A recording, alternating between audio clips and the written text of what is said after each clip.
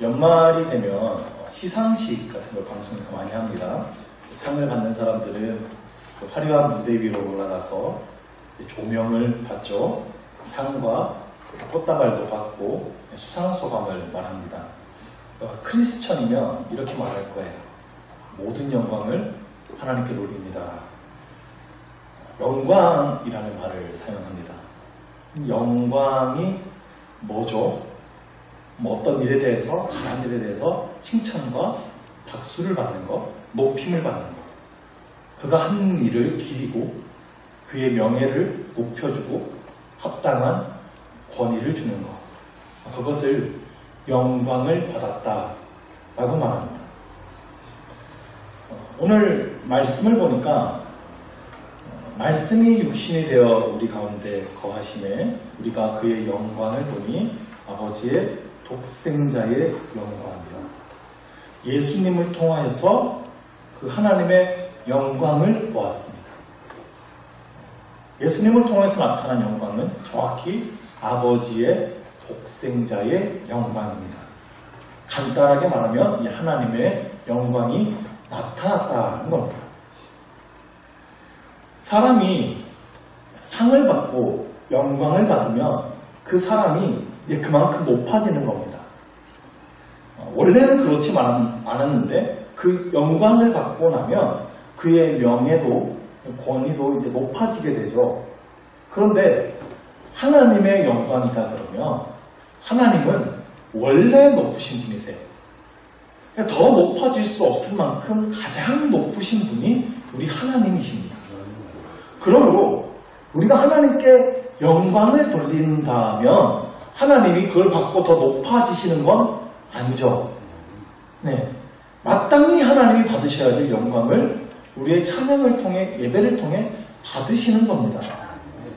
그럼에도 하나님은 우리의 찬양 받으시는 것, 영광 받으시는 것을 좋아하세요. 왜냐하면 우리가 하나님의 영광을 알아보았다는 거거든요. 하나님 이렇게 영광이 아름다우셨군요 라고 알아보고 찬송하는 걸 하나님은 기뻐하십니다. 자, 근데 인간이 어떻게 하나님의 영광을 알아볼 수 있을까요? 이것은 하나님께서 자신의 영광을 나타내셔야만 가능한 겁니다. 우리는 하나님을 보지 못해요. 오늘 말씀에도 그런 표현이 나오지만 우리는 하나님을 보지 못합니다. 하나님을 볼 수도 없습니다. 그래서 하나님을 알 수도 없고 믿을 수도 없습니다. 하나님은 그래서 자기 스스로를 우리에게 나타내셨어요. 직접 말씀하시기도 하셨고요. 하나님의 사람들을 보내서 대신 말씀을 주시기도 하셨습니다. 기적을 통해 하나님의 영광을 나타내기도 하셨고요. 또 때로는 무서운 심판을 통해서 나타내기도 하십니다.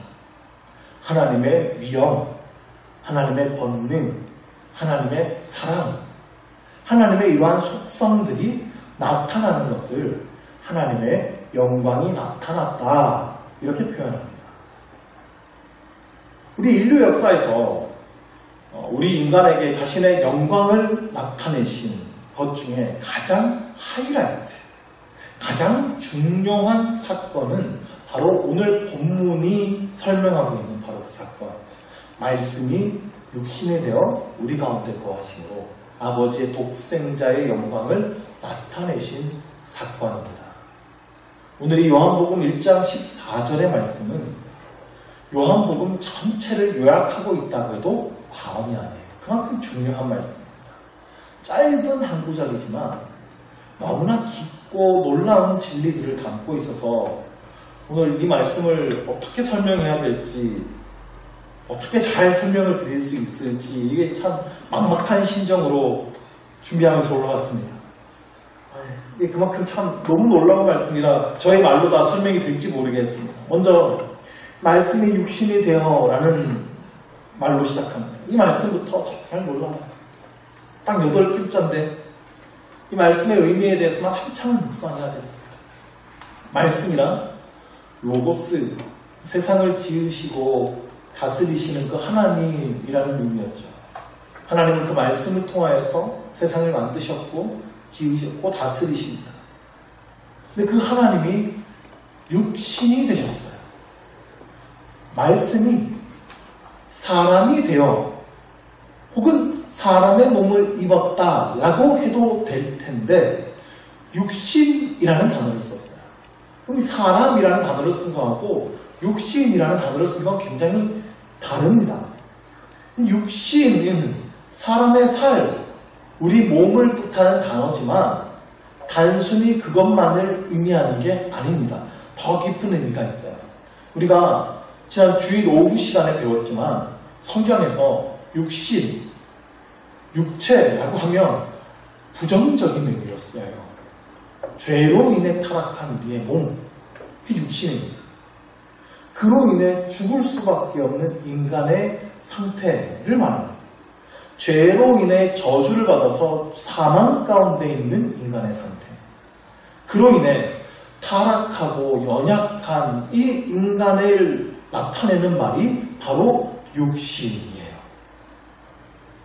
근데 하나님이 이러한 육신을 입으셨다는 겁니다. 세상을 지으신 하나님이 피조물에 불과한 이 인간의 몸을 입으셨어요. 전능하신 하나님이 이 한없이 연약한 인간의 몸을 입으셨습니다. 피곤함과 배고픔과 이 인간의 많은 육체의 한계들을 이제 감당하셔야만 했습니다. 거룩하신 하나님께서 만물보다 더러운 인간의 육신을 입으셨어요. 우리가 지난 오후 시간에 예레미야 말씀을 통해 확인했었죠. 만물보다 거짓되고 심히 부패한 것이 사람의 마음이라고 그랬습니다. 창세기에서도 노아의 홍수 이전에 하나님께서 사람들을 보시고 하신 말씀, 사람의 마음으로 생각하는 모든 계획이 악할 뿐임을 보셨어요. 인간의 육신이란 그런 상태를 말합니다. 그런데 하나님께서 그런 육신을 입으셨다는 겁니다. 이게 얼마나 놀라운 은혜인지요. 만물보다 부패한 것이 사람의 마음이라고 그랬으니까요. 송구스럽지만 이런 예를 좀 들으면 어떨까 싶습니다. 집에 바퀴벌레가 있어요. 그럼 죽여야죠. 약을 치고 때려 잡아 죽여야 되는데, 근데 그 바퀴벌레를 사랑하는 겁니다. 애완견처럼 애정의 관계를 주고받기 원해요. 그래서 바퀴벌레가 더러운 곳에 있지 않게 깨끗하고 좋은 장소를 마련해 주고요. 거기다 놓고 먹이도 계속 공급해 줍니다. 근데 이놈의 바퀴벌레가 그 은혜도 모르고 자꾸 탈출하는 거예요. 더러운 곳에서 더러운 것을 먹고 더러운 곳에서 뒹굴면서 세균을 번식합니다. 자꾸 어두운 곳으로 숨어들고 막 다치고 병들고 죽어요. 예를 들면 그렇다는 겁니다. 자, 그러면 그냥 바퀴벌레 딸이 죽도록 그냥 내버려 두면 되잖아요. 근데 그 바퀴벌레를 너무 사랑해서 제가 스스로 바퀴벌레가 되기로 결심했다면 이게 말이 되는 얘기입니까? 그래서 그렇게 하잖아요. 스스로 바퀴벌레가 돼가지고 우리를 사랑하는 주인이 계신다는 것을 알려주고요. 더러운 삶이 아니라 깨끗한 삶, 복된 삶이 있다는 것을 알려주고요. 주인께서 마련해 주신 새로운 삶의 거처가 있고 그 새로운 삶의 방식을 알려주는 겁니다. 그리고 더 나아가서 그 바퀴벌레를 대신해서 희생해서 죽는다면 도대체 이 말이 되는 얘기입니까? 그런데 하나님이 육신을 입으셨다는 이 이야기는 이보다 훨씬 더 놀라운 이야기라는 겁니다. 인간과 바퀴벌레의 간격보다 하나님과 우리와의 간격이 훨씬 커요. 비교도 안 될 만큼 큽니다. 인간과 바퀴벌레는 사실요 하나님 입장에서 보면 모두 하나님이 지으신 피조물에 불과하지만 하나님은 창조주시고 우리 인간은 하나님이 지으신 피조물에 불과합니다. 창조주 하나님, 전능하신 하나님, 거룩하신 하나님, 세상 만물보다 더 크신 하나님께서 피조물에 불과하고 능력도 없고 만물보다 부패하고 너무나 작고 연약한 존재인 이 인간의 육신을 입으셨다는 겁니다. 그 목적이 있어요. 우리 가운데 거하시네. 이 거하심에라는 단어가 중요해요. 원어의 의미로는 장막을 치고 거주하다 이런 뜻입니다. 성경에서는 우리 육신을 이 장막에 비유하기도 합니다. 찬양송 중에도 이 육신 장막을 벗을 때도 겁날 것 없겠네 이런 찬양이 있어요. 자, 장막은 텐트죠. 계속 있는 집이 아니라 쳤다가 걷었다가 임시로 있는 겁니다. 잠시 머물다가 가는 집이에요. 우리가 입고 있는 육신이 그렇다는 겁니다. 우리가 입고 있는 육신은 우리가 잠시 머물다가 가는 집이에요. 길어야 100년입니다. 근데 우리 영혼은 영원하지 않습니까? 천국에 가면 영원히 늙지도 썩지도 않는 새 몸을 입게 하신다 그랬어요. 그 영원의 세월에 비하면 우리 지금은 아주 잠깐에 불과한 거예요. 그래서 우리 육신은 잠시 머물다 갈 장막입니다. 그런데 오늘 이 본문 속에 거하심에 이것이 장막을 치고 거주한다라고 할 때에는 더 깊은 의미가 있어요. 여기서 거하심에라고 하는 단어가 헬라어로 스케노거든요. 근데 이 스케노라는 단어가 성경 다른 곳에 어떻게 쓰였는지를 한 군데만 볼 텐데 이거 요한계시록 21장 3절입니다. 보면 내가 들으니 보좌에서 큰 음성이 나서 이르되 보라 하나님의 장막이 사람들과 함께 있으매 하나님이 그들과 함께 계시리니 그들은 하나님의 백성이 되고 하나님은 친히 그들과 함께 계셔서. 자, 여기서 하나님의 장막이 사람들과 함께 있음에 라는 단어가 나오죠. 이것이 요한복음 1장 14절에 거하심에랑 같은 단어예요. 그러므로 그냥 장막 치고 거하시는 게 아니라 우리와 함께 거하시는 거예요. 장막은 주로 광야나 들판에서 칩니다. 이스라엘의 그 광야나 들판에서 장막 치지 않고 밤을 보내면 매우 위험합니다. 그 추위도 그렇고요. 야생동물 때문에도 굉장히 위험합니다. 장막이 그 모든 위험으로부터 보호해주죠. 예수님께서 우리 가운데 오셔서 장막을 치고 우리와 함께 거하세요. 우리를 보호하시기 위함입니다. 세상의 모든 위험으로부터 우리를 안전하게 보호하신다는 겁니다. 보이지 않지만 예수님이 우리 가운데 오셔서, 예수님을 믿는 우리 가운데 오셔서 우리 위에 장막을 치시고 우리를 보호하고 계심을 믿으시기 바랍니다. 근데 더 중요한 목적이 있어요. 그것은 본질적인 목적은 장막을 치는 목적, 우리와 그 안에서 함께 있길 원하시기 때문에 함께 있길 원하십니다. 친밀한 관계를 누리면서 우리와 함께 살기를 원하셔서 장막을 치고 오셨어요.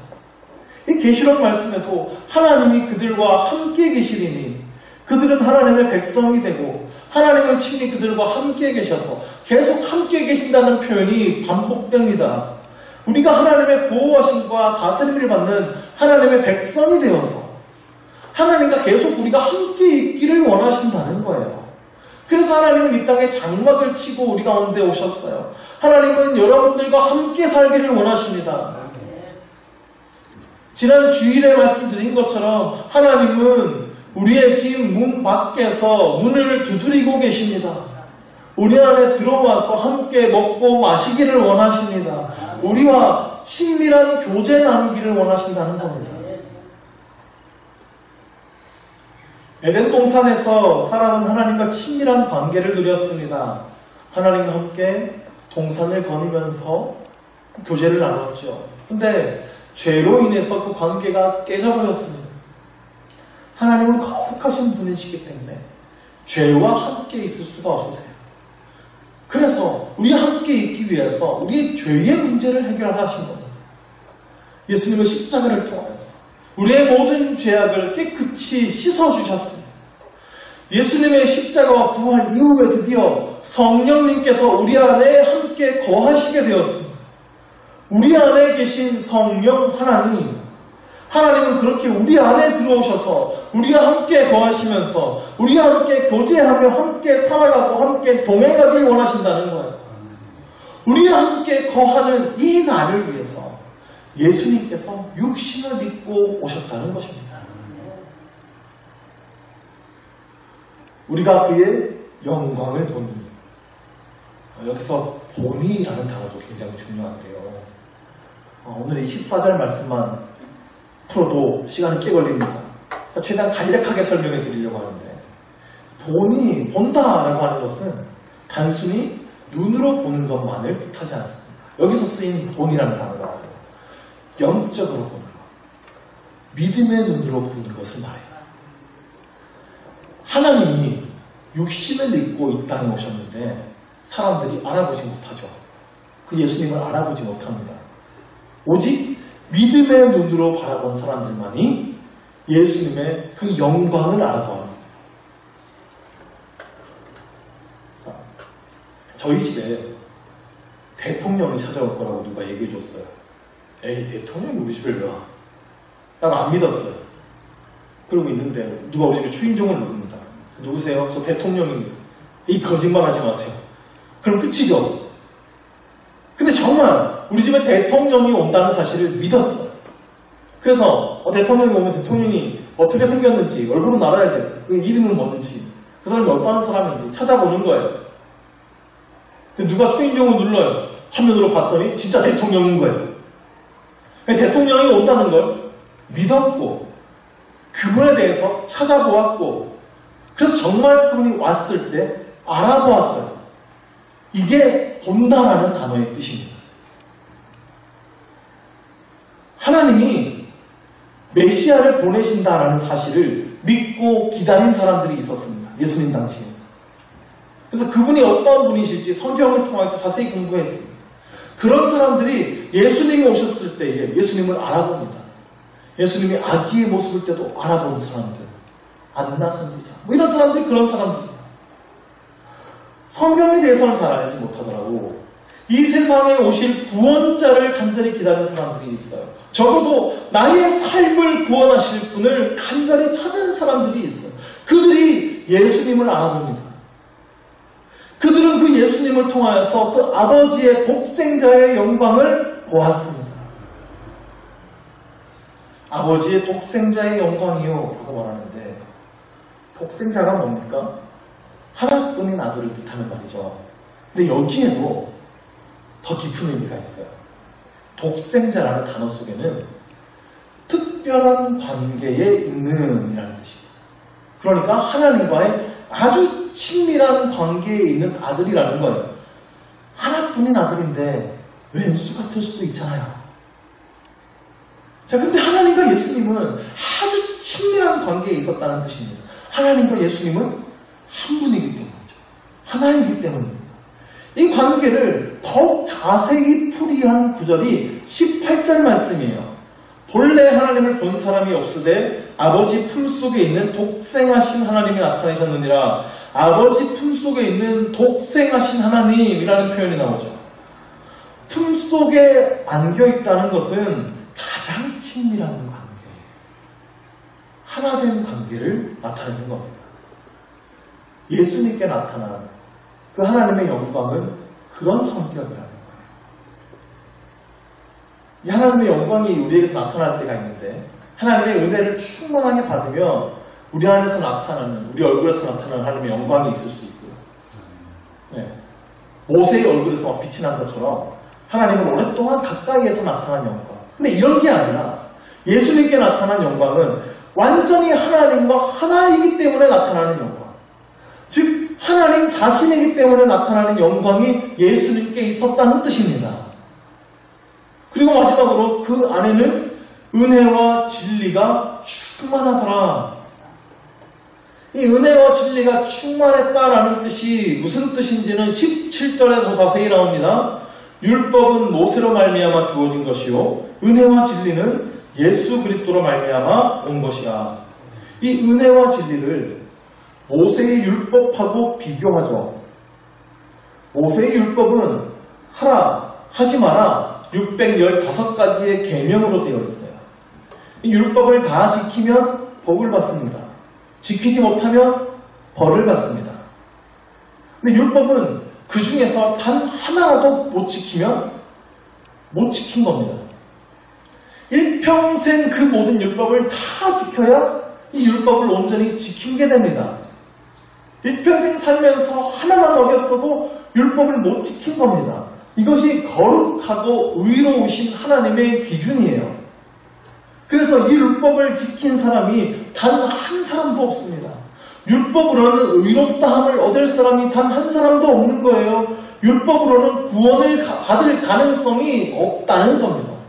그래서 우리에게 은혜가 필요한 겁니다.